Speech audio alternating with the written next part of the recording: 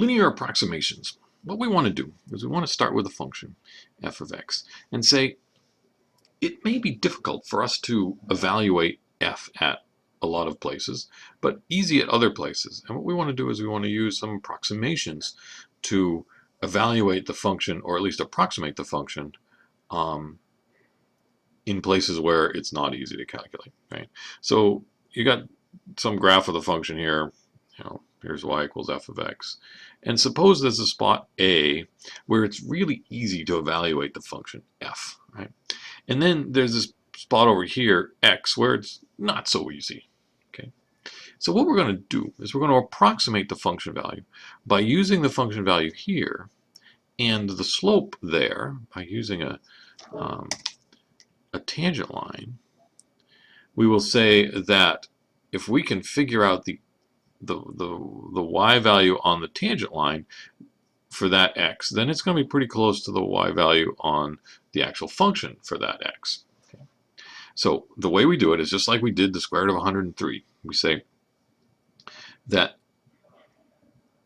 the function value at x will approximately be the function value at a plus some fudge factor. Right? Fudge factor. Now, what's the fudge factor? Well, the fudge factor is going to be a little change in the y value. That is, at f of a, I'm right here, and I need to figure out how far up to go. Okay, or at least approximately how far up to go. So to do that, I'm going to say, well, I need the slope of that tangent line times the change in x, right? So it's going to be f of a plus the slope at a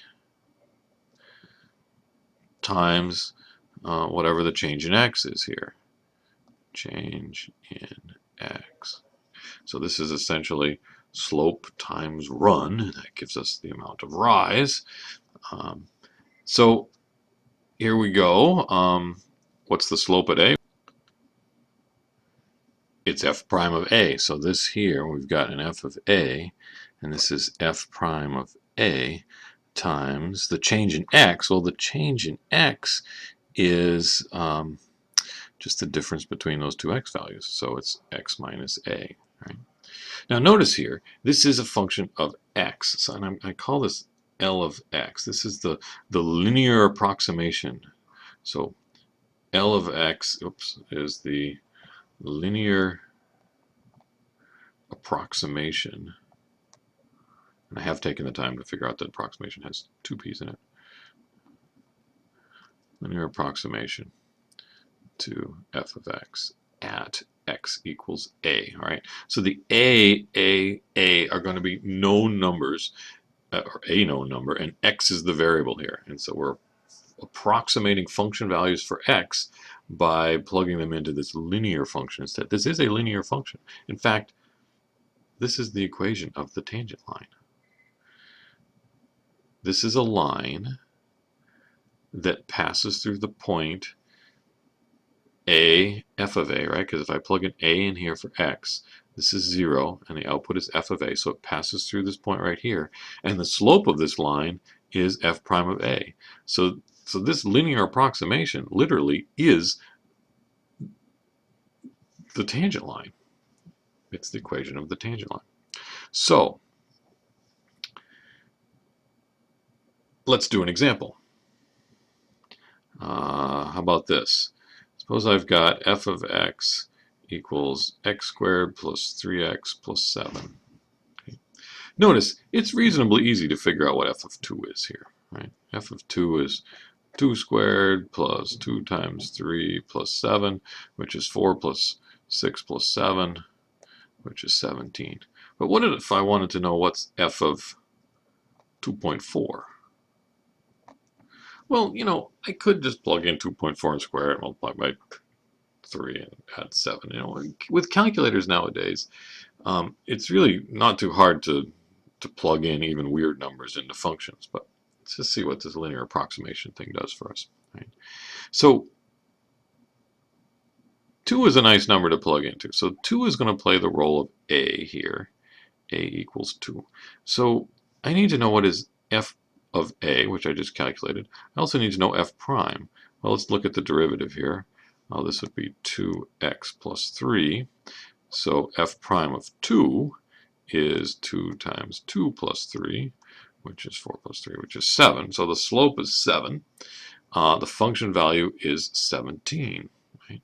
So this is telling me now that my linear approximation is the function value at 2 plus the fudge factor. And the fudge factor is the slope at 2 times x minus 2, right? The a is the 2, the 2, the 2. It's all known. X is the only variable here. This should be f prime, sorry, f prime of 2. That's the slope. What I see some people doing often, one of the biggest mistakes here is that people don't plug the 2 into the slope, and so then they use this whole expression as the slope, and then it's not a linear thing anymore because you've got x is here times x is there, and you get quadratics, and this should be a linear function. So we've already calculated that f of 2 is equal to 17. We've calculated that the slope at 2 is equal to 7, so times x minus 2. Okay. So here is a linear function. It is the it is the tangent line, and I can now plug in different values of x. So for instance, what's L of 2.4? Well, it's 17 plus 7 times 2.4 minus 2. Notice that the 2.4 minus 2 is just the 0.4. That's just the amount of change in x, and you multiply that times the 7 and add it on to 17. Well, 7 times 0.4 is 2.8. So I've got 17 plus 2.8, which is 19.8. So my approximation for f of 2.4 is 19.8. Now, I can break out my calculator and see what the actual value is and see how well we did. So if I take the 2.4 and square it, and then add to that 3 times 2.4, and then add to that 7, it says the actual value is 19.96. So 19.8, that's not a bad approximation. It may seem kind of silly to say, why are we doing all this if we can just plug it into our calculator anyway? And I have two reasons. One is historical, in that back before we actually had calculators, we had to do a lot of calculations in an approximate sort of way. They were just too hard to do. But, we don't live in the past, we live in the present. But even still, in the present, there are problems that are unsolved. An example is the three-body problem. Three-body problem is a problem in physics where you have three known objects. You know their mass, you know what direction they're moving in, and you know their position. So you know where they are, what their mass is, and what's their velocity vectors, whatever that means, how fast they're moving in what direction. Okay. You also know Newton's laws of gravity, so you know that there'll be some tug, some gravitational pull between these two, and there'll be some gravitational pull between those two, and there'll be some gravitational pull between these two. And the question then is, where will they be at any point in the future? And it turns out to be not too hard to write down the differential equations that you need to solve this problem. The thing is, no one's been able to solve it. And yet, anytime they take, a rocket ship on the Earth and they send it up to, say, Mars, you have a three-body problem. You've got these two objects, the Earth and Mars and the satellite, or the rocket ship, whatever that you want to get there. And the thing is, once they shoot that rocket off, they don't actually know where it's going to go.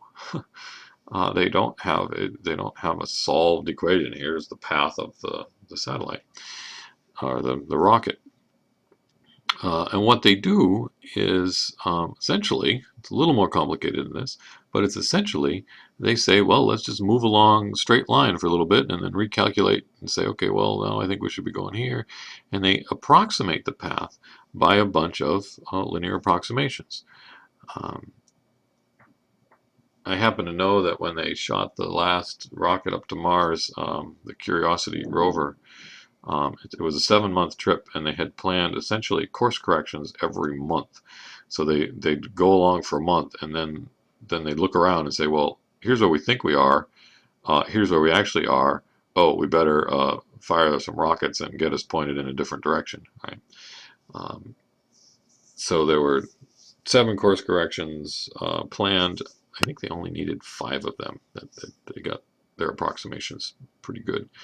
But still, this is something that when you're dealing with some big problems, sometimes they're just too hard to solve, and you got to find ways to approximate. And this is one of the tools that we have. This is the basic linear approximation using the tangent line.